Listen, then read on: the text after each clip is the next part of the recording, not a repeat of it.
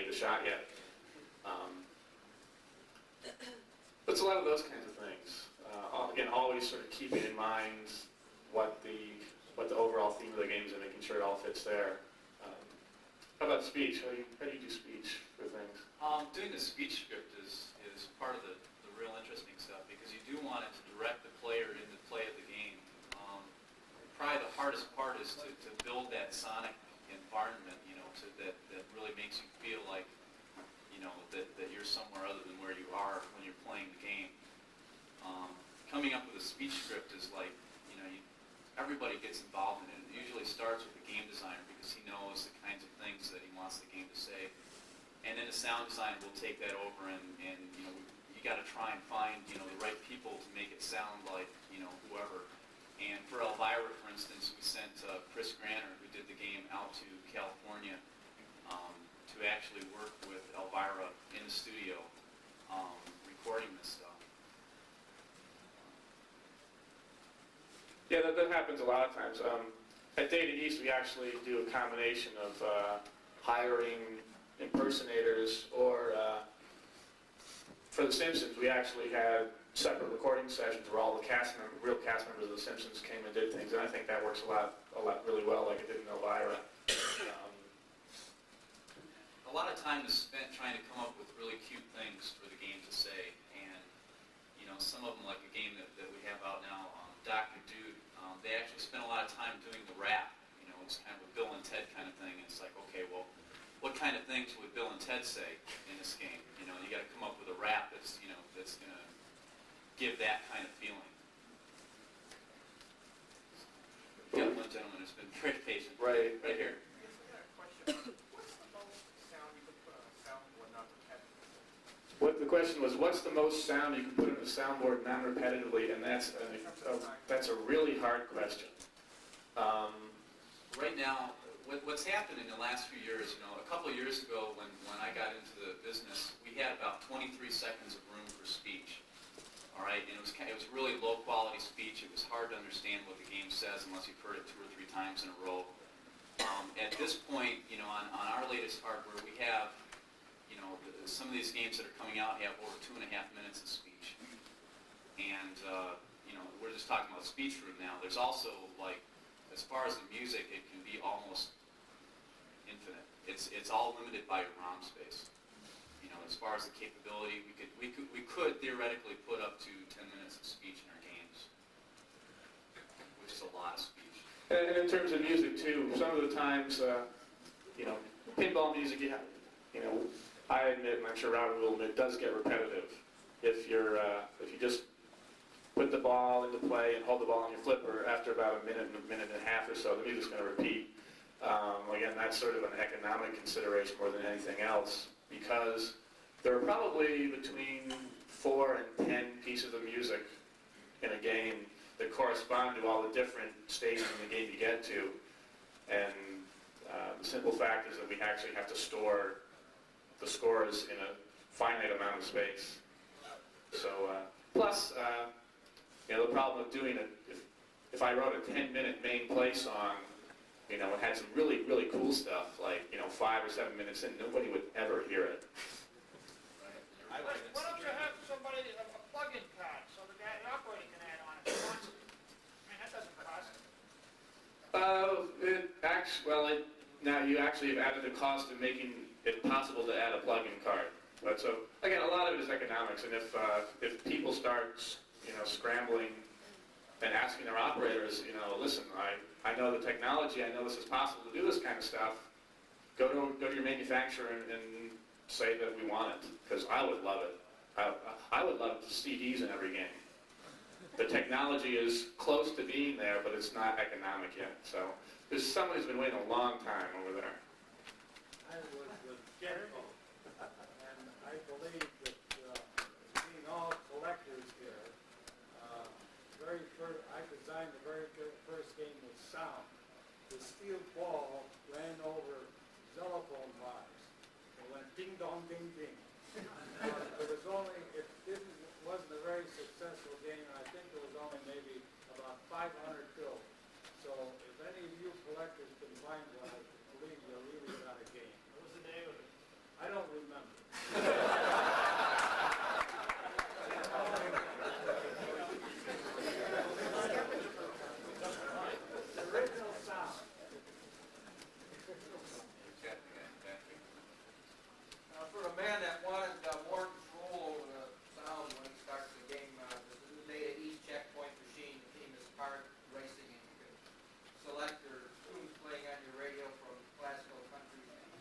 It's classical, jazz, pop, polka, rap, rock and roll, and jazz.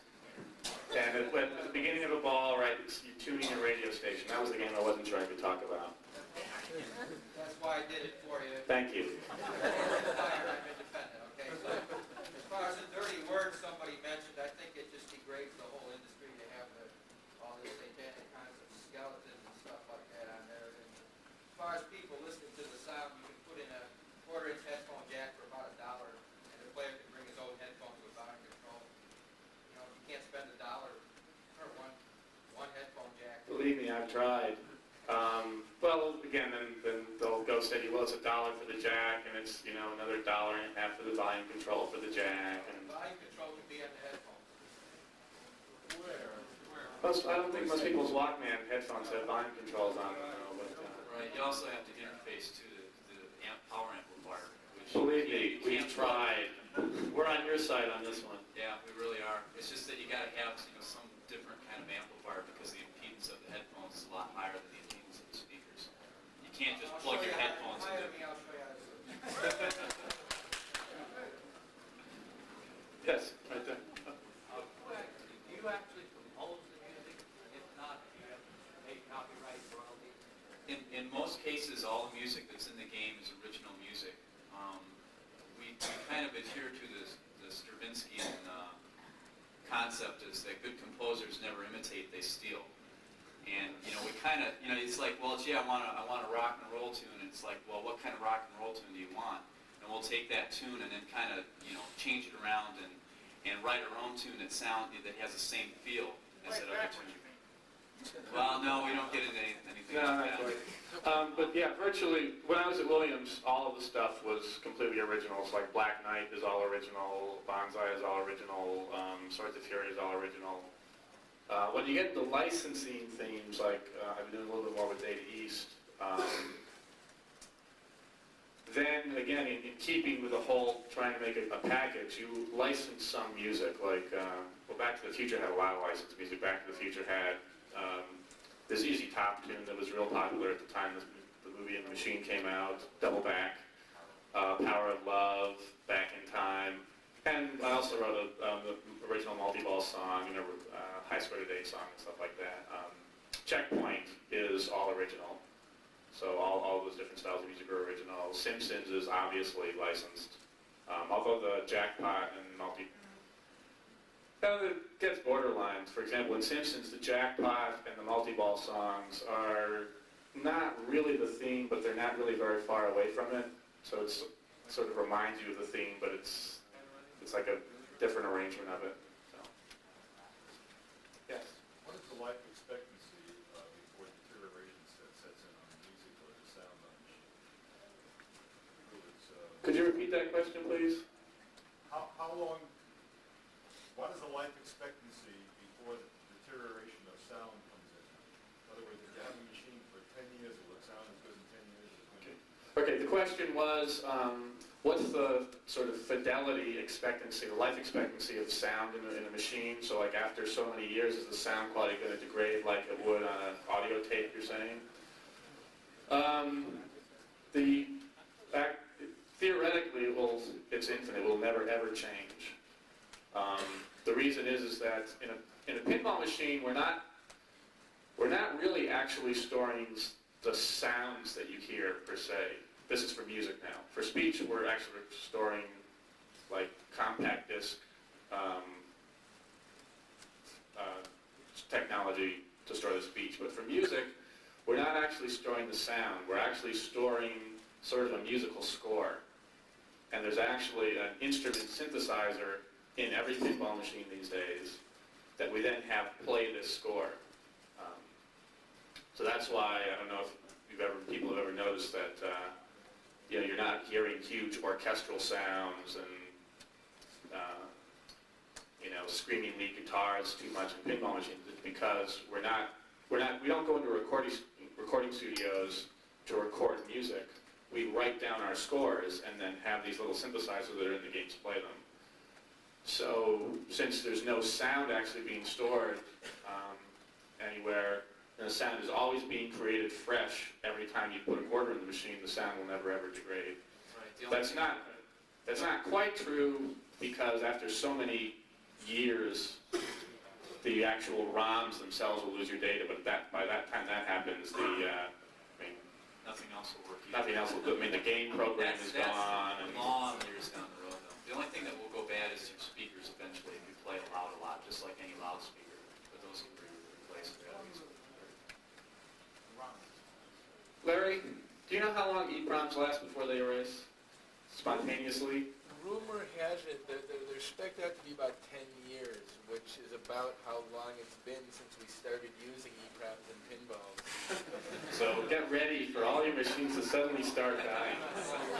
It was 1980 that we started, and I've been keeping libraries of all the chips I can get my hands on, watching and waiting for this day to occur, and we really haven't seen it.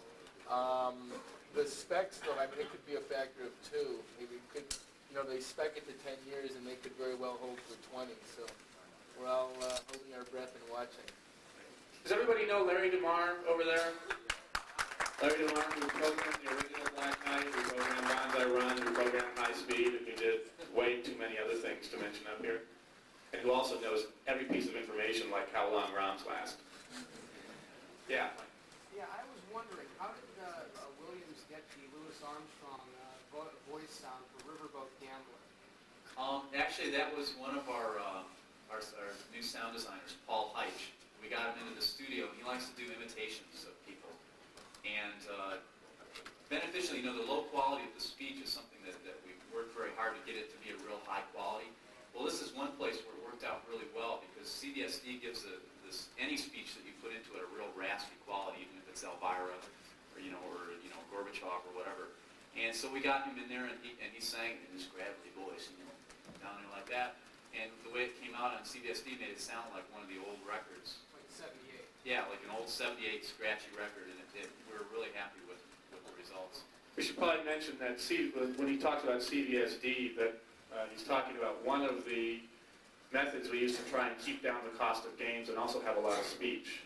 Remember we were talking about how everything is always economically driven.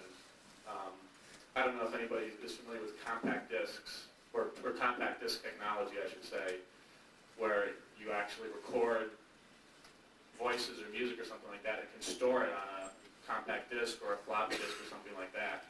Well, that's the technique we use to store speech. That's, we record somebody's speech and put the data into a computer chip that then gets played out. The problem with that is that in order to have compact disc quality speech, you would have to have about $2,000 worth of memory in a game just to store about a minute of sound. And Gary Stern and Ken Bedesna really don't like that idea very much. So we use these techniques that really shrink the amount of room that it takes to store a certain amount of speech. Sort of the trade-off is that we go from compact disc quality to what's called telephone quality. And it's something that we're all working really hard on trying to improve the quality of the speech at the same, but still have enough of it that we can get the same game to see the things we want to say. You've had your hand up for a long time. Yes. Did you program music sound Slapshot? No. What was the question? I'm sorry. The question was if one of us programmed the sounds for Slapshot. It's a novelty hockey game that Data East made, and that was done on a system that makes the pinball system look like a symphony orchestra. So It had a synthesized organ sound, sounded like a Hammond organ. right, it had a Hammond organ sound on it. Yeah. This is for both of you. I want to know how many games do you do a year? Pinball only? Yeah. I probably do about 4 or 5 pinball games a year. How many do you do every year? Right. Generally, we expect people to do between 3 and 4 a year at Williams. Yeah, I'm a musician myself, and the trouble that I have is writing music, and I can't figure out how you can write music for one game, and then right away within, as soon as it's released, put your line on another game to Right. music again. Well, that's a compositional task, and that kind of gets into I allow about 14 weeks to do a whole game package. That's including writing the music, doing doing all the speech and sound effects, and it's usually pretty tight. One of the things is that the kind of skills that people have that, that Brian has and I have, and that pretty much all the sound guys have, are, they have audio engineering skills, they have, computer programming skills. It's a very interesting, sound design skills. It's an interesting mix that people have, but more than anything else, you find that a lot of the people doing it are university-trained composers, and one thing that you learn when you have to write music each week is you learn how to do it fast. There is, right. It's not this like, or at least not for me anyway, it's not always this heart-wrenching, emotional kind of music that you do. It's like, hey, I need a tune, and I need it today, and there are people on my back, I gotta get this done. And do whatever you can, and if you're good, Hopefully you have a mix between, I finally recognized you, Darren, sorry. It's all the way from Canada. You try and come up with a mix. One of the problems that I've noticed a little bit that's changed in the last 5 years. When I first started at Williams, it was just me and Chris Granner. Chris Granner has done, Taxi and Police Force and Road Kings and F-14 and Pinball. He's a tremendous sound guy. And it was just the two of us working on all of Williams' games, which was at the time this was before Williams bought Bally, so that was only about 4 or 5 pinball machines a year. There were two of us full time, and we had one person who was half-time. Times and economies change, and now I'm the only person doing all the sounds at Data East, and now there are, the output at Williams has doubled, at least with the introduction, with the purchase of Bally, and they're doing videos, and we have so it's a lot more churn out mode now. When I did Bonsai with Larry, it was a full 6 months of doing only Bonsai, and Back to the Future was done in 5 weeks. So you sort of have this, you want to get this balance of being able to just churn out stuff really fast, but at the same time you don't want to end up too formula or use too many cliches. So that's a good question. Yes? Early when you first came up, you mentioned the challenge of putting good sound through a $2 speaker, and you mentioned having a separate jack for your own stereo system. Is the technology, the soundboards, that can you replace speakers? Is the sound improved by replacing the $2 TV speaker with something better, especially on older electronic? I think so. What do you use? The question was, back to the $2 speaker, what's the best way to improve the sound quality of these things? Is it to change the electronic components of the speakers, maybe? They tell you when you buy a stereo, like if you're going to buy a stereo for your house, the best place to spend the most money is in the speakers. And I think that's true for pinball machines, too. Like people replace it? I don't think they normally do. Again, it's it's the hard reality of the fact that, in a lot of places pinball machines end up like bars, and 70% of the pinball machines or more end up in bars, not in arcades. The volume's turned down a lot anyway. In an arcade, it's kind of neat, hearing your game blare from across the room. But, everybody in this room who has pinball machines in their house probably could go and put better speakers in, and it would sound quite a bit better. But the reality of, people just aren't demanding that out in the real world as much as we try. So. There's a new game out by Ballard that Dr. Dude has one target, and when you hit it, it speeds up, the voice speeds up. Are you familiar with the sound that I'm talking about? Right. My question to you is, if you were to put a smile meter on people and they hit that target, you absolutely cannot help but just laugh. And, you can talk about voices, you can talk about music all you want, but, I turn the radio on all the time and I turn it off. My mother yells at me all the time and I'd like to turn her off. And my question to you is, wouldn't it be great to put a smile meter and to try to incorporate sounds that actually amuse people?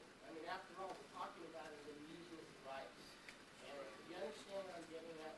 Yeah, we try to do that as much as possible, still being instructive. hey baby, could I buy you a couple of drinks, huh? You know, except that we speeded that up because it was funny, you know, and we like to put things in there that are funny. We actually spent a lot of time with the script. You know, the script on Elvira, you know, I mean, in some ways it's a little bit risque and I'm uncomfortable with that, but in other ways, you know, it's really amusing. You know, we try and do that. I mean, Yeah, it also depends on the game designer. I mean, it would be tough to have F-14 giggle at you. I don't think that would be really appropriate. some games are comical games. Dr. Doom is a comical game. It's a wild, zany kind of thing, and it fits really well. Other games don't do that. You know, the games that I don't like are the ones that say, hey, go for the extra ball and split, you know. Okay, now you got to do this, now you got to do that. That isn't any fun. You know, you got to have that stuff. You know, the hard rock and roll. On Dr. Doom, the rap, I think is really fun. I mean, I like playing the game because I want to get that rap to happen when you actually acquire the game together. Now that you said that you're having people imitate Louis Armstrong and like that, isn't there a small borderline between legality as far as that, or what? Is there any kind of legality as far as royalties and stuff like that, as far as imitating voices of people? I don't think there is, because there are actually people who impersonate celebrities, and they don't pay any kind of licensing fee or anything like that. All you see at the bottom of the TV screen is that this is not really whoever. And I've never been. Well, there actually is it's actually a gray area at this point. You're correct. I don't know if anybody remembers about 6 months ago, Bette Midler sued an impersonator who sung in a car commercial or something like that. I don't remember the exact details. But, and she won the lawsuit because it wasn't stated that it was an impersonation, and it gave the impression that Bette Midler who with her distinctive voice, was endorsing this product. So it's a gray area, and we're just the pinball industry, and not very many people hear these things, and we've been lucky so far. Right. Well, like the Louis Armstrong voice, we weren't necessarily thinking of Louis Armstrong. We were thinking of New Orleans, maybe some Dixieland kind of voice, riverboat gambling kind of stuff. It wasn't him per se. Now if we were doing Elvira and did Elvira's voice in the game and didn't pay her to actually record it, then probably have some problems with that. She decided to give us a problem. Sort of likewise with The Simpsons, we had the same thing where it was easier to just go and use the actual people than it would be to get their permission to have an impersonation done. So, yeah. Did you guys ever think about having like a surround sound with like a third speaker? Where are you going to put it? The question was, have we ever thought about doing a surround sound thing like with a third speaker? Brian would probably be real good to answer this question because he does consulting for another company Right. that is involved in spatial localization, which doesn't require a third speaker, but I don't know. Right. I don't know if it's cost effective right now. I mean, it's something that we're always looking into. Right. There was actually a pinball machine made earlier this year. It was either Italy or Spain, which came with, as an option, this stool where you sat in, and it had these things that came up, and there were two speakers here and here. I thought it was a really neat idea, because I'd love to be playing the game and have the speakers right here and right here. But I don't know how much it costs them to do that, and again, it's the kind of thing where we have to go back to our arcades and say, listen, I heard that this is this great machine that has this thing on it. Can we get this too? And then the operators go up to the manufacturers and say, we've had a demand for this sort of product. What can you do for us? So that's what everybody can do when they get home to their local arcade, is like go home and say, we heard about all these neat things that sounds can do, and we're tired of them being turned down and shut off and all these other things. So. Does anybody perfect the localized sound? Yes. Who has There's a company that signed a contract with Capcom Video called Q-Sound that has done that. It's two speakers and it's surround sound. There are actually several companies that have claimed to do it. So the machines don't interfere with each other? Sound, auditory Well, no, the spatial localization allows you to put sounds in 3 dimensions from just 2 speakers. So if I have 2 stereo speakers, I can make a sound repeatedly anyway. I still haven't heard it that where it really works if you move your head. But it will put a sound behind you and make it really sound behind you like you want to turn around and see if it's really there. But as far as making the games not interfere with each other, that's a much tougher question. 2 questions. I'm an operator in Philadelphia, also a collector. And a video game recently came out called Neo Geo that has a headphone jack. And inside, the operator has a separate volume control with a headphone. And I've discovered in my locations that more and more of the kids are plugging in their Walkman headphones for this incredible stereo. And I would think that it would cost a minimal amount of money to run right up to the front door of the machine, a jack, for a headphone stereo for the player that really wants to get involved, and then the volume can be cranked up for that player. So that's an idea you might think of. One more thing to add to the game, but it might increase the sound incredibly. Oh, it definitely. He was pointing out, this is an operator over here who said that in a video game Neo Geo, there is in fact a headphone jack with games. And I'm glad to hear that people have actually been using it. They are. They're more and more now that they know it's there. They hit it down to the bottom. Nobody knew it was there until. But now the kids realize how great it sounds with a headphone, and then it blocks out all the sound from outside. The other comment I wanted to know about that at least is why the traditional Data East stereo speakers in the head were replaced by the flat, Williams line. In other words, the 2 stereo speakers were aimed at the player, and that was very distinctive of the Data East game. And then Back to the Future had this flat line again. The question was, why is it on Data East games since Back to the Future have the speakers gone to a flat look as opposed to a pointing into the speaker? That was largely my doing. No, the reason being is that when Data East, actually, I remember when deferences to Data East employees who were here, when I was working at Williams when Data East came out with Laser War. And one of the things that we in the sound department were laughing at was at the fact that the speakers, by pointing speakers in towards the player, you actually decrease the stereo effect. If you want to increase the stereo effect, you'd actually ideally point the speakers outwards so that there's more separation. And so instead of having the speakers pointed in towards the player, by making them flat out, you actually get a better stereo sounding. And actually the actual speakers, we had Polk Audio and Bose and another speaker company come in and try and figure out, given these, given the fact that we have a pinball machine here, what's the best way to get the best stereo separation so that the stereo effect is enhanced as much as possible, and that's what they came up with. Given the fact that we could only spend $2 on speakers. Although Data East had this one game that Bose mocked up in a time machine where we had like $100 sound system in it with, the entire, if you opened up and lifted up the playfield, the entire cabinet was filled with a giant double Bose woofer. And you could crank that thing and it sounded great. Oh, it's now on the Phantom of the Opera and it's on the floor at the show. They brought one like that. Hold just a minute.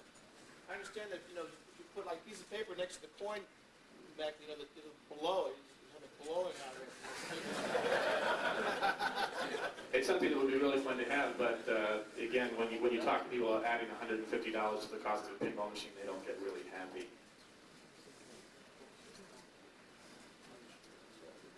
I was just wondering on your current games now, what kind of dynamic range and frequency sounds do you use for like the synthesizer and the speech? So what's like the average amount of RAM that you use in your pinball? Well, the average is probably 3, 5, 12 K-bit ROMs. I guess the question was that he wanted to know how much ROM we use and what kind of frequency response and dynamic range we have. On the synthesizer chip and the speech too. Right. Different parameters for each one. Yeah, it's really a function of the synthesis chip. The synthesis chip that we use is the Yamaha 2151, which if you know the FB01 synthesizer, it's the same chip that's in there. And I believe Dave East uses that same chip. A lot of the manufacturers do. You find it in a lot of video games. Will you tailor those with your frequency response, your dynamic range, with compressed sounds, get them at a certain level? We do that a lot with speech. We do a lot of processing on the speech in order to get it intelligible as far as, equalizing the sound, changing the frequency response of the sound in order to get it intelligible when it comes out. There's a lot of compression going on. As far as the other stuff, because it's all synthesized, we're running that straight out, from the digital to analog converter straight out into the power amp. When you record the speech, do you record that digitally and then? Yeah, the question was when we record the speech, is it done digitally? Yeah, we record it at this point, at least at Williams, all digitally. It's a completely digital chain at this point, from the microphone to the system, and that has helped us a lot. Do a lot of digital domain processing on the sound. Far back. Do you make use of MIDI and other recent advances in computer music technology to get the music into the Yamaha chip and into the ROM? Yeah, we do have the capability to turn MIDI sequencer data directly into scores. Now, the problem there is that it's not very efficient. And the way we code music is all hand-coded. It's almost like assembly language programming, where you have real tight loops. And so when you record something, and just play it in, you've got this big, long score. And sometimes that's a real good starting place. You want to get something done in 5 minutes, and then you've got to go in and hand-code it in order to make it take up less ROM space. Right. There's also one other issue with MIDI is that MIDI can't do some of the things that we can do if we hand code it. I don't know if anybody knows MIDI, but slurring the note is the most obvious. You can't slur a note on MIDI, but we can slur a note in our scores. Right. So in some ways it'd be a limitation to go to MIDI. Right. We could change all the parameters of the synthesis device on the fly, and you can't do that over MIDI. Since this seems to be such a great concern with the sound quality, the audio quality of pinball machines, and I realize that manufacturers, it's a priority to keep costs down as much as possible, and they can't be loading in esoteric amplifiers and any kind of unusual speaker technology such as the Bose Wave Acoustic System, any kind of transmission type of loading. Why not simply to give the home pinball owner a chance to enjoy good fidelity out of his pinball machine, just put a pair of output jacks, line level output jacks on the back of the machine. He could hook it up to his system. It is possible on Williams games to do just that by using the output of the volume control directly. You can run that directly into your stereo. The question was could we put a jack on the soundboard so you could run it into a separate stereo system? And that is possible to do in a lot of cases.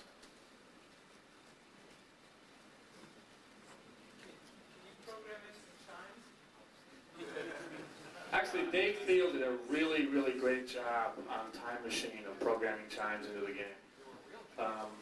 And some of the versions were real chimes, and yes, you could tell the difference, but it sounded pretty good. So let's listen to a Time Machine maybe that doesn't have, because some of them I don't think had chimes in them. So listen to a Time Machine that didn't have chimes in it. And when you get to 50s, he goes into the chimes every time you do a score, and it sounds really great. One thing that maybe we should do is let's write down on the blackboard here everything that you want, like headphone jacks and things. Since we have this blackboard here, we figured we should use it. All of the things that you're all going to go back to your operators and or to your arcade owners and say that you want in games. Headphones obviously is going to be number one on the list from what I understand. You can take questions on it, stuff. Okay. Right here. Sir. An A/B switch, like on the newer games that have speech, like The Simpsons. A lot of locations are offended by "Eat My Shorts."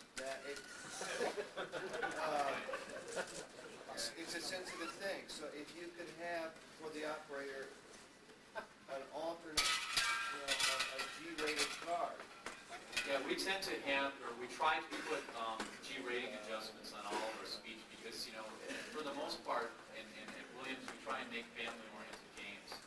There are times when the design of the game demands other stuff. Personally, I really don't like it, but we do need to have the adjustments if it's going to be in there at all. Right, I understand because to stay true to the character of the game of The Simpsons, that's what Bart was saying will work. But, and personally, it doesn't fit me, but I can see how Oklahoma would be. We came down Simpsons a lot. You should have heard some of the stuff they recorded. Barry?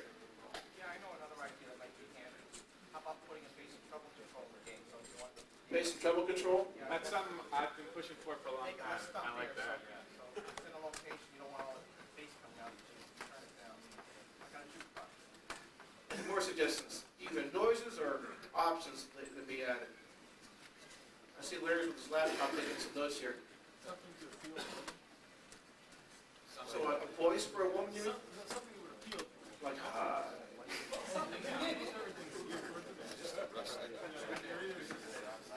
So something for a male's audience and something for a female's audience, huh? The health clubs. Yeah. About the volume control, they were saying some of the things should be up and come down and then work here, go over them all the time. What about if you can operate between bass and treble? What about if you can turn the voices up and the music down, or the sound effects up and the voices down? So do your own custom mixing of the whole soundtrack. We actually had that at one point, and you know what we found out is that a lot of times people get so confused because you have all these potentiometers on the board. No, I think he's talking about the player. I'm sure. You know, for the player? How do you operate? Oh, the operator. Right. And once again, you know, it's hard for us to do that, you know, and Brian will agree, we talked about this, you know, when Brian was my boss. It's like, gee, wouldn't it be cool? You know, I came in and I was like, okay, this is the way we're going to do it.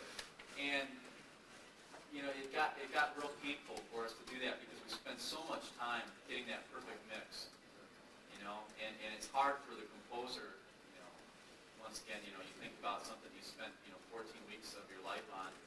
It's kind of hard to say, okay, well, I'm just going to, you know, put this out there and let you do what you will with my sounds. And, you know, I mean, yeah, we could do it. It's once again, an added expense, and it makes it hard for the operator when he has all those potentiometers on the board.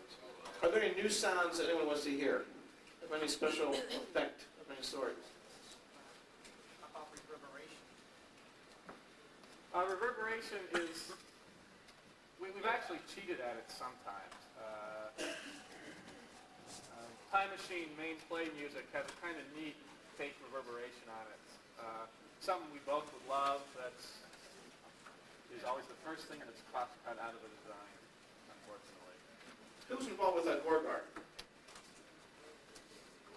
That was the first talking. Okay. Paul DeSalt developed the speech for that game. Were you aware, Larry, about some of the history behind any of that? I'm sorry? Were you aware of any of the history behind some of that? Sure. The first speech machine, what they went through and so forth? Sure, as a matter of fact, just to... Come on up, friends. Larry DeMar! Come on up! I want to mention, Larry, earlier, this fellow has got to do his homework. He's so dedicated to his job that he's got a laptop here doing some work. Come up front here, Larry, so they can hear you, okay? Come up front here, buddy. One of the most interesting pieces of information about Gorgar, which really, you know, gives a lot of credit to where Ron was talking about the digital processing that they have been doing. The speech synthesis system in our pinballs today is the same exact electronic system used in Gorgar. And the improvement in quality over the past 10 years has been a bunch of guys like Brian and Robin have been really coming up with better and better methods of filtering and processing the data so that through this redshift compression chip that we use, we're now getting reasonably audible speech. The original speech in a game was developed at Williams about a year before I got there. And at the AMOA show the year before Gorgar, which was 1979, Williams had a $40,000 computer system in the game, which was their mock-up for speech, and the reaction was so strong that they went ahead over the next year and developed Gorgar. I remember the first time I approached Gorgar, I walked up to it, I was told, oh, check out the talking pinball. And I didn't know which name was Gorgar, and I walked up and I played a game with Gorgar, and I went, and I turned and I asked somebody, which one is the talking pinball? So we've come down a long way. I don't know if anybody might have any questions about it, Mike? I just wanted to mention, did you guys use a proprietary Texas Instruments chip like the first Gottlieb speech synthesizer games were the same chip as they use in the kids' speak and spell, the little spelling game, exact same chip. All right. No, we used what Mike. Well, if people didn't hear the question, Mike was asking if we used a chip like the TI Speak and Spell chip, which he says was used in the early Gottlieb games. The approach that kind of a chip or the Votrax type of chips take is to actually model either speech patterns or vocal cords, depending on which chip he's referring to. And you can create tremendous amount of really boring speech that sounds all the same without very much data. The technology that we've been using is a sampling technology where we literally play something into it, record it, process it, and then the game plays it back. And in addition to speech, there are a lot of the best sound effects that are coming out of the games are recorded, effects, which are one of the important things, the important distinctions. We could use what's called LPC, and there are versions of LPC which produce very natural sounding speech. But then we couldn't use them for doing sound effects. Your explosions and your gunshots and all that stuff would have to be done through the digital audio converter, which takes 8 times as much data as our waveform coding algorithms. We use CVSD at Williams, and I believe that Data East is still using ADPCM.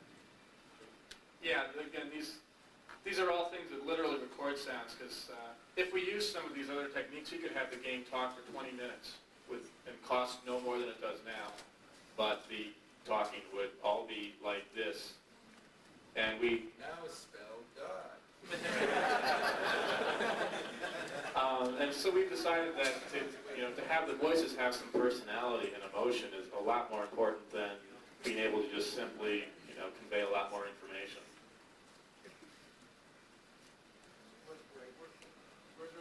Some of the games are, 5, 6, 7 years ago, since Gorgar, speech was really a variable, where some games would have it, then you'd have a game, a couple of games that didn't have speech.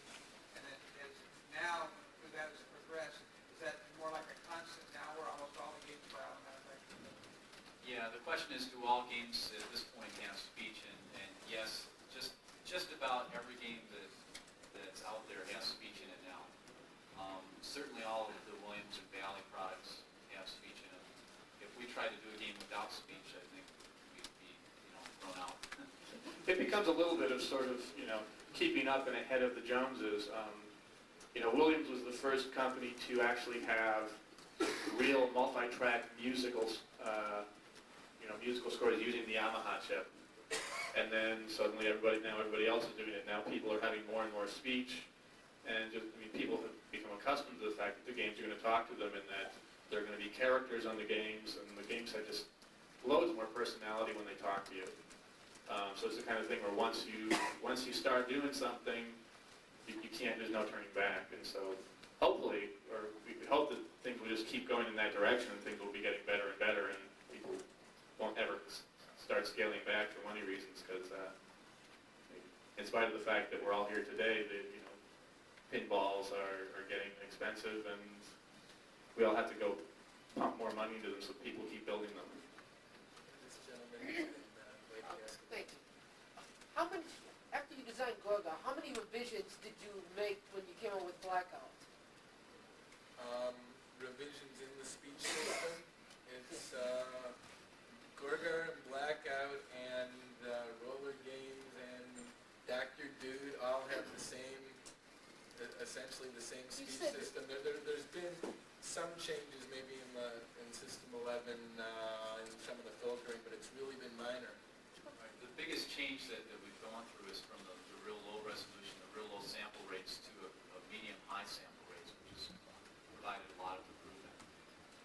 that's just a soundboard. The hardware itself is actually pretty much the same. Last question, Todd?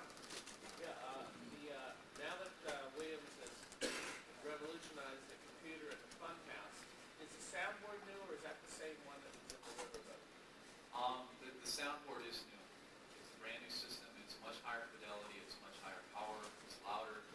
I also It's noticed got that all sorts of goodies on it that I don't, once again, I don't know if I'm supposed to talk about this or not. I noticed the board is bigger than the computer itself. The soundboard is actually larger than the computer in the Funhouse. Well, it's not actually larger. It's a little bit wider, but it's about the same amount of real estate as the CPU board. There's one comment I would like to make. All these gentlemen are here, all these accolades, they were the first ones in sound and all that. There was, the gentleman is here who actually produced the first pin game with sound. John Norris, if you'll stand up. John produced a pinball machine, the prototype game that got him a job. Is that correct, John? Yeah. And do you want to tell us how you did your sound in your machine? This is going back to about 1983. Oh, they threw. 83 or 84 when I built the Tour de France. That's it. And I went and bought an endless 6-minute endless cassette tape and went and got Kraftwerk's Tour de France. And I took a boombox, put it in, cut a hole in the bottom, put it inside the pinball machine, and it actually played music. And for a guy working out of his garage, I thought that's the best you can do. Thank you all for coming down. Guys, thanks very much.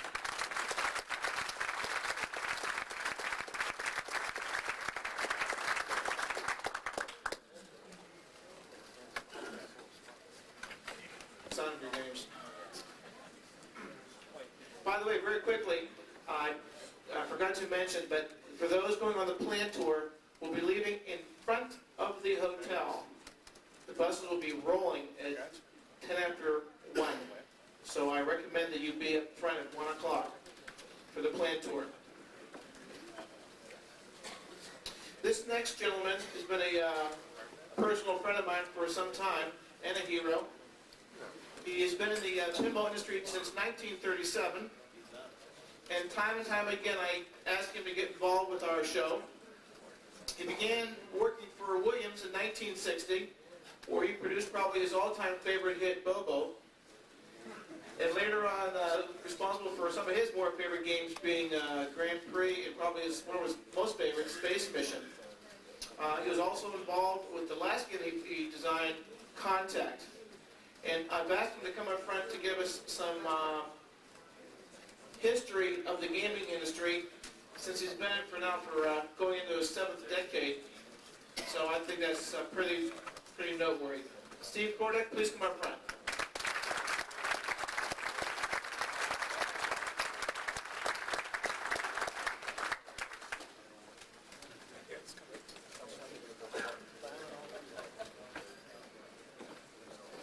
Good morning. Before I give you a resume of what I have here for the pinball of the ages, let me first of all say that hearing this morning about Elvin Gottlieb coming back into the business is something that we are very, very glad in our industry to see. We at Williams Ballet Midway, in fact, I just talked to the people at the company. They told me to express their satisfaction, and I sure want everybody to know that we're glad to see Elvin Gottlieb get back into the industry.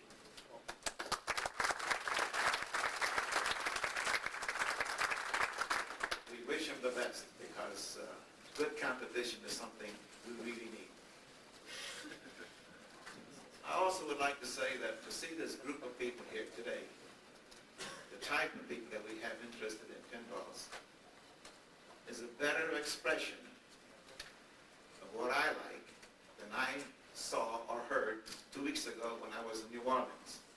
For 3 days, I don't think I've met as many people interested in pinball as I see here before, which is a compliment to Bob, Rob, and to Mike for Expo here in Rosemont.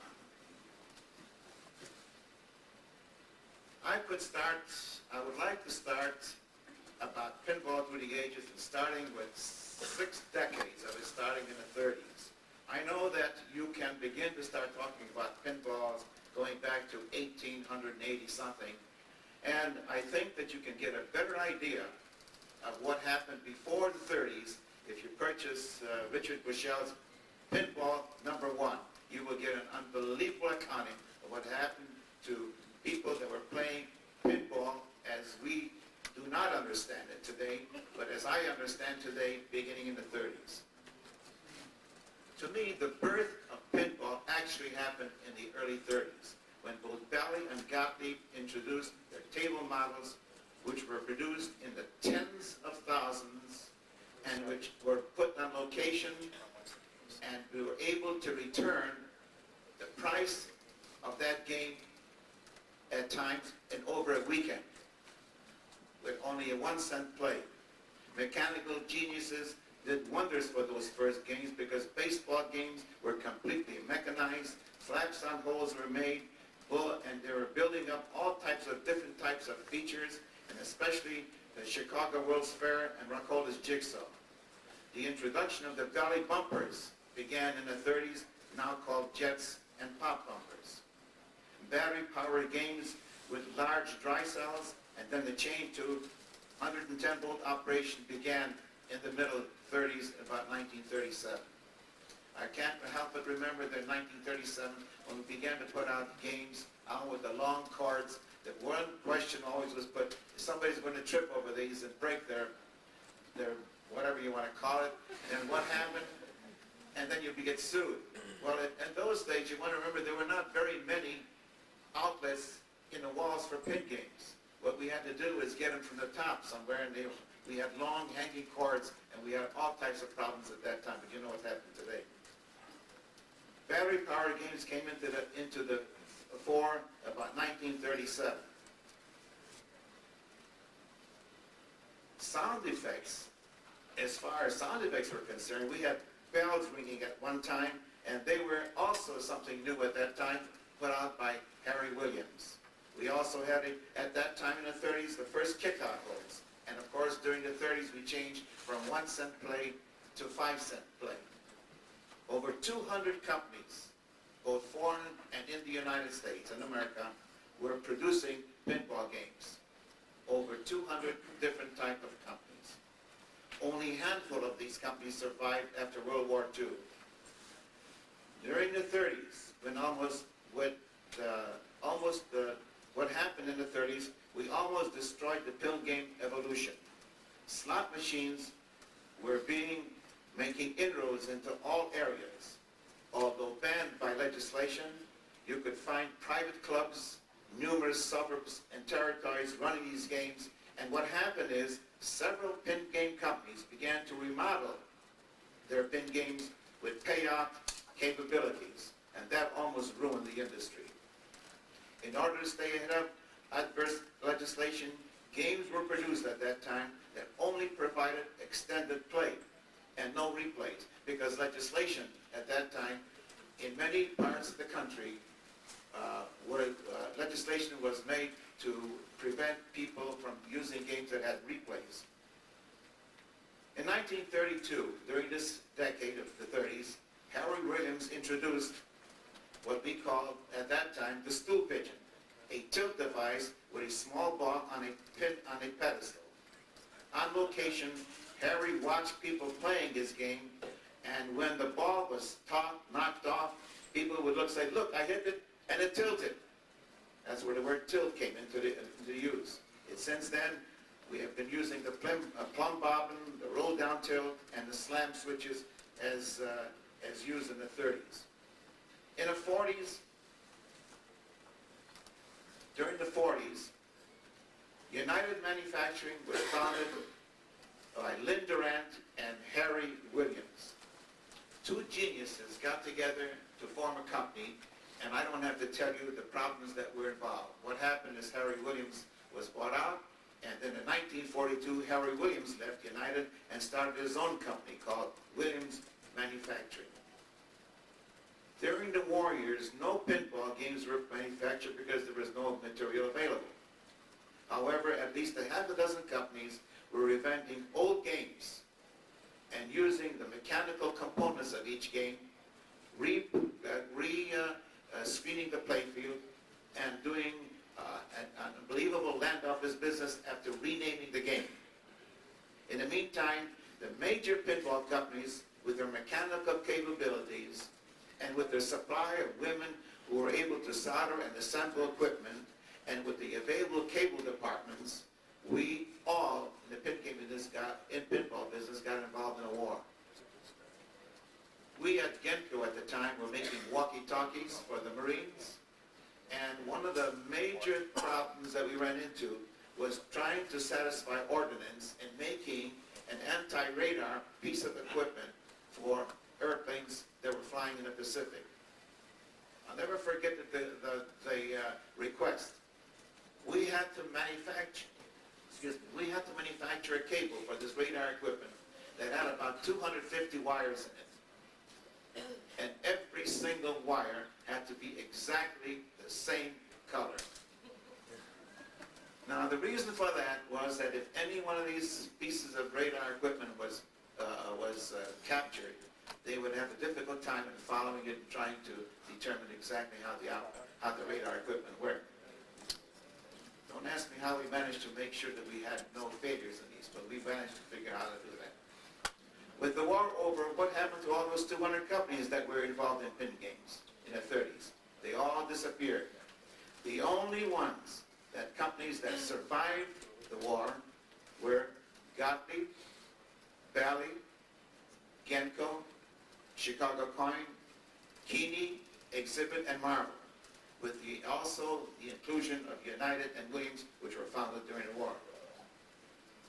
The 40s were what I consider the turning point of bringing pinballs to a more respectable position by the introduction of flippers and Gottlieb's Humpty Dumpty. I've said this more than once, and I'll say it again, that Humpty Dumpty brought about the introduction of a flipper or flippers that began to provide better legislation all over the country, because pin games that then were considered to be more skillful than just chance.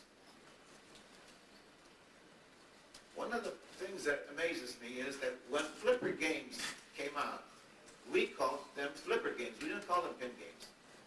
We tried to differentiate flipper games from the pin games that were being produced at that time were real gambling pieces. I don't know where along the line we again went back to pin games. You don't have any pins on the games anymore, but they're pin games. United introduced its bowling putt games at that time in '48, which slowed down production in pin games for almost a year and a half. And then, of course, introduction in 1949 of the coin drop shoot, away from the push shoots, which at that time used dimes.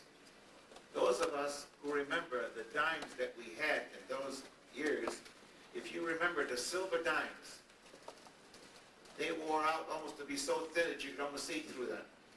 And to be able to get a dime to work one of those push shoots was almost an impossibility. Now back to the 50s. In 1950s, the first bingo pin game came onto the scene. It almost ruined the entire industry, because what happened is legislation in every area of the country legislated against pin games that were the bingo games.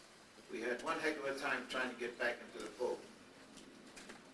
In 1955 to 1957, bumper pool games came into the fore, and it took away the business from pin games for almost a year and a half.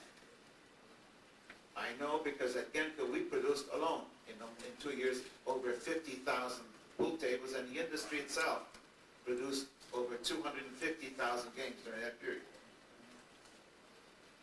In 1958, the first pin game with a disappearing jet bumper appeared, called Gusher, and only 2 other games had that feature, Metro and Seawolf. Then this is something for you collectors to look around for, because that disappearing jet bumper was never used again on any other game.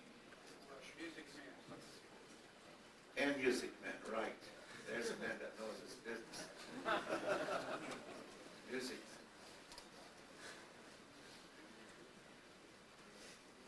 In 1956, we also introduced printed circuits in the real scorings, which eliminated a maze of wiring and it made servicing a lot easier. In 1959, Harry Williams was bought out by Sam Stern. And Harry Williams was kept on as a consultant, but he went to other businesses and interests to Palm Springs, California, where he lived. In 1959, Europe became an importer of pin games, a very, very viable piece of deal that happens today, because today almost 50% of our games go abroad. In 1960s, getting into the 1960s, Lion Manufacturing officially changed its name from Bally to from Lion Manufacturing to Bally. Now they have been calling the game the company Bally all this time because of their ballyhoo game that they introduced in the 30s. But it was Bill O'Donnell and his aides who initiated the change, and from then on it was called Bally Manufacturing. Also in the 60s, automatic ball returns to the plunger became a popular thing, eliminating the push shoot with push lift, which lifted up the ball. In the 1960s, there was a company, Reproduction, that did a tremendous amount of business in screening. And it burned down, and when it burned down, Ad Poster became the primary supplier of all screen products to the industry. In '62, Vagabond introduced the first single drop target, a beginning to future multiple drop targets and drop banks. Racehorse games with 5 rotating jet bumpers on nags was used at that time and never used again. Beat the Clock introduced the first programmed 2-ball play on the playfield. It was the beginning of hundreds of future multi-ball games in the industry. In 1964, Seabrook Industries purchased Williams Electronics and then purchased United. And Williams then moved to the United location on California Avenue, where it is located today. In 1968, we went to the large flippers from the little small 1.5" flippers that were used on games. And that's exactly the type of flippers they were using today.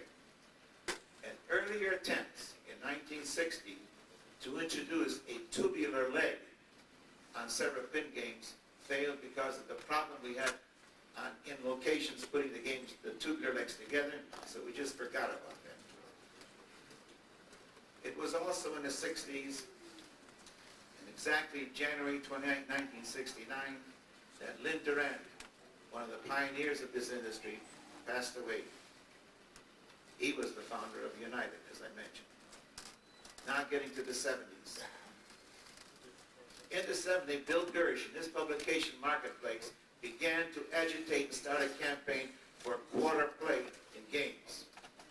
It took some time for us to get back and to get into the quarter play, to actually get a quarter play out of the games. But we had to make a provision in our quarter acceptance to be able to operate to make the game 1 for a quarter, 2 for a quarter, 3 for a quarter, 4, and even 5 for a quarter, where some southern states were still playing the game to 5 cents each. It was also in the 70s that Gottlieb sold to Columbia Pictures for $55 million. In 1976, Sam Stern resigned from Williams and purchased Chicago Dynamics, which was renamed Stern Electronics. In 1972, a first in the industry, Honey had a drop target that protected a kick-out hole. Sounds very simple today because that's what we do in all of our games today. Near the end of this decade, and all pinball game companies began their involvement in solid-state operation. A great boom and leap for designers because of the capabilities of solid-state, which you've heard the boys before us were explaining what we could do today, especially the ability in a 4-player game to carry over many, many features, and especially in contact where you were carrying over as many as 10 different features on the game. In 1979, the first talking pin game, as it was mentioned by the boys here, was Gorgar. Also in 72, pin games were finally legalized in Los Angeles. Now that's over 30-some years after pin games began to be popular in this country. And in 72, pin games became legalized in Los Angeles. And in 76, in December, in Chicago. In 1970, we also lost a pioneer of this industry when David Gottlieb passed away in April 16th, in 1974. Now we're getting to the 80s with solid-state games and their potential.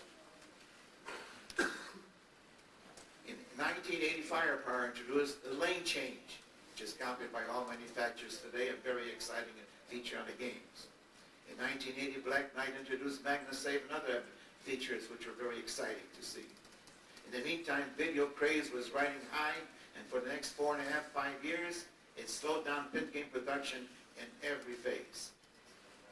And it was not until December of 1984 that Williams Electronics brought about a resurgence of pin games with its introduction of Space Shuttle.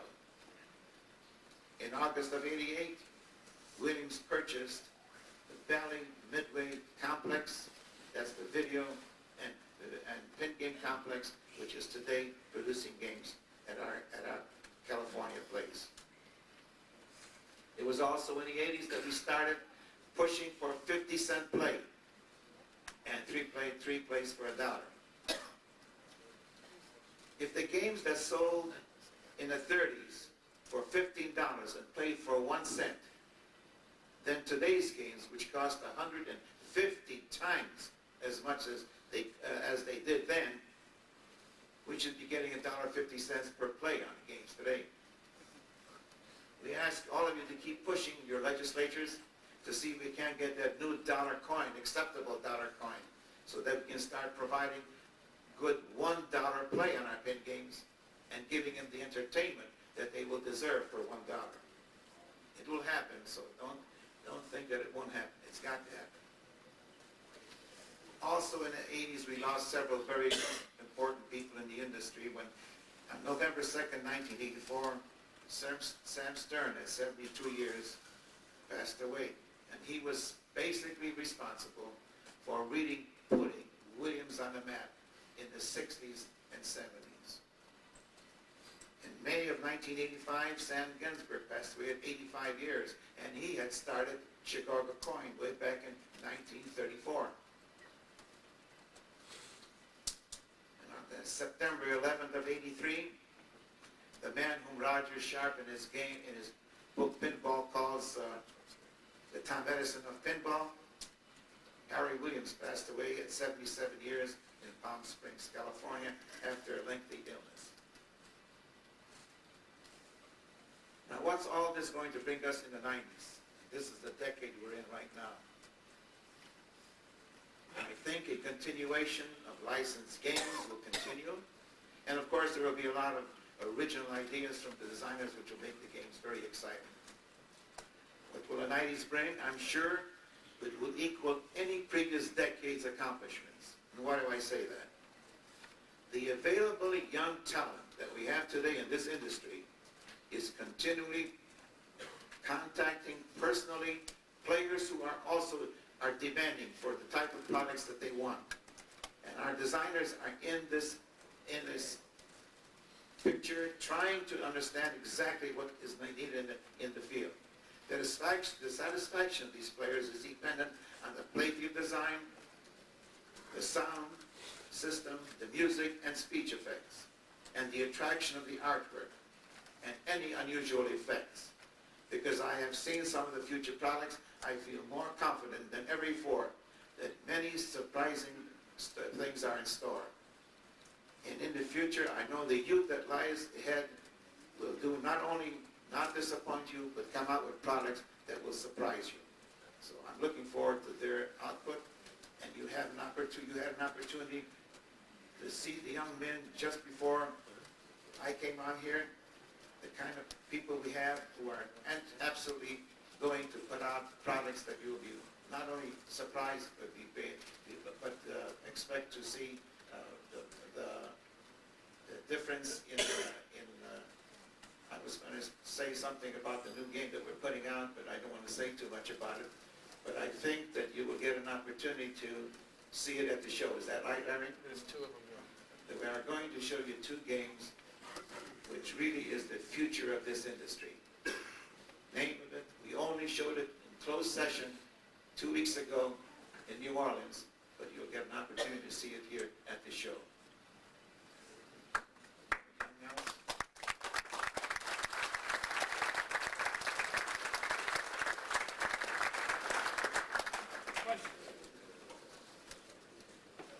Good, I like to save the questions for some other time.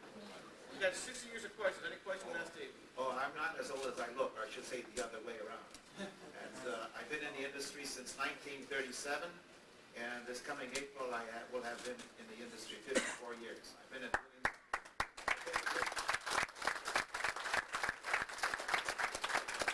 now since 1960, working with a group of young, talented design engineers, people in the sound system, in the programming, and in the software system, and in the artwork. That's unbelievable. You will see the products. You'll see the products as they put them out in the next couple of years. Question in the back. Yes, sir. Now, how are we going to broaden the appeal of pinball, get more players, especially children, if you're trying to raise it to $1 a play? Every other product, we're trying to keep the price down. Let me tell you this. You were saying, how are we going to get people to play at $1 game? I said the dollar game, yes, but I also said 50-cent play years ago when we were back at 50 cents. And I remember when we complained, when we had a lot of complaints, we wanted to go to 25-cent play, and that's already going by the board. The operators are going to have to figure out how to pay for the games. They're paying almost $2,500 for a piece of equipment. You can't get it for 50. You won't be able to pay for it with 50-cent play. Volume. Yes, but you have only so many hours that you can play a game. You don't play it from 9 o'clock in the morning to 12 o'clock at night. You only have several hours a day in which a game is really played on location. Now, getting back to the dollar play. I'm with you. I'm only saying $1 because if I can get $1 of entertainment, they'll pay $1. If you can put out a game and charge them $5 for a game and give them $5 in entertainment, they'll put $5 into the game. It's a question of what we give them for the monetary input into the game. Yes, sir. What is $1 worth of entertainment on a pinball in your perspective? What is $1 of entertainment? That'll be coming in the future. You've got to mention inflation too, because Sir? you have to mention inflation because gasoline costs $1.50 now. You know, everything's going up. It's going to be $2 before you know before the end of the year. Before we walk out the door, it's going to Did you say $1.50? Where do you buy your gas at $1.50? I'd like to know where that place is at. You must be out of town. I'm sorry because I came from Michigan. Now you're right. I paid $1.40 in Michigan. In Chicago, you're paying $1.70. It's almost $1.80 now. Yes. I'm paying $1.29 for the Round Lake. It's going to come up north. Round Lake, correct, right. Any other questions here, Frank? I might point out on the pricing that 10-year-old kids were never 10 years old 15 years ago. They don't know that it used to cost a quarter. That's correct. They don't know that candy used to cost a nickel either, but they'll pay 50 cents. That's right. Question in the back. Y'all plan the reintroduction of any multiple replays as rewards? Yes.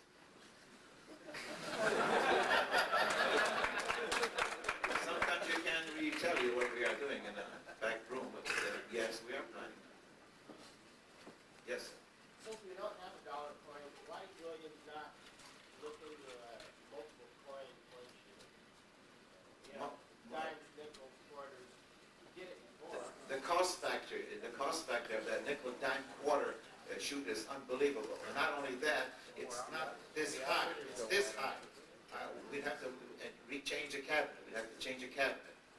We've already talked about it. We've talked about that. The best thing is the dollar bill validator. But it's so darn costly that I can't get the operators to pay the price for the dollar bill validator. Yes, sir. I want to go on record as opposing this idea of issuing tickets instead of free games. Tickets? You need about 3 tickets to get a stinking little piece of candy. You know, I don't go in an arcade to buy candy. I go in to beat pinball machines. That is correct. I agree with want you. to win tickets. I want games. I agree with you. But the locations that do have those redemption tickets are there only for the reason that the people at that redemption place asked for it. And they are getting an unbelievable amount of play in those games with those redemption tickets. To you, it doesn't mean anything. But the kid that's playing the game and gets those tickets and gets a 2-cent bar of candy gets all excited because he put 50 cents in and got a nickel bar of candy. I'm putting a candy vendor on the pinball machine. No, this is the truth. We're having unbelievable success in several locations with redemption tickets. Yes, sir. How is the economy affecting your trip down to New Orleans and the response from the operators there? The response at New Orleans was not as good as we had anticipated. Maybe we shouldn't be telling you this, but I'm just telling you that we were rather disappointed. And I personally still think that the right location for a good show is in Chicago. Here, here.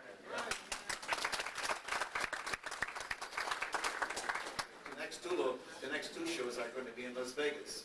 You know where all the people are going to be at, don't you? What's the dates of those shows? Sir? What are the dates in the Las Vegas shows? The next show is March 20... It's in the book. It's in the book. It's in the souvenir book. Okay. Yes, sir. As a consumer, I've seen the match go down from 10% to 0% in some instances. Isn't there an implied contract that would say that a match after all these years where it was 1 out of 10 be at least 10%?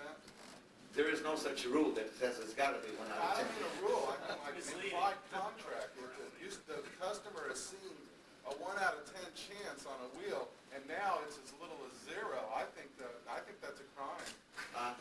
Well, okay, but we are getting a lot of requests to reduce that and put more opportunities for a player to get replaced on some skill factor on the game rather than giving it in just because he's got it for nothing. It should be labeled on the pinball machine that because it looks like a 1 out of 10 shot, it's misinformation. It's not some, if your matches, if your machine's giving away 0% matches, it's your operator that has set the machine that way. It's not the manufacturer Okay, it's not dictating. the But manufacturer. if it's 0, it shouldn't even come up. That's right. I don't want to see it. Even if it's 1%, it's there. I'll get on to the next game. Okay, what they're saying is that if you are going to have a match feature on a game, if it's not going to give you a match, it should not scroll across showing your numbers. That's what it's saying. That is exactly how the Williams match works. It's settable, from 50% down to 1%, and then 0 is off. But that's not the way it's being implemented. Well, no, that is the... I mean, that's not the way I've seen it implemented. I've seen 0%, and... Well, that might be, maybe, I'm not certain about our competitors' games, but I can speak to The reason we have an adjustment for matches because we've received a lot of requests from many territories, and especially Europe, to reduce that 10% match. So that's left to the operator, yes.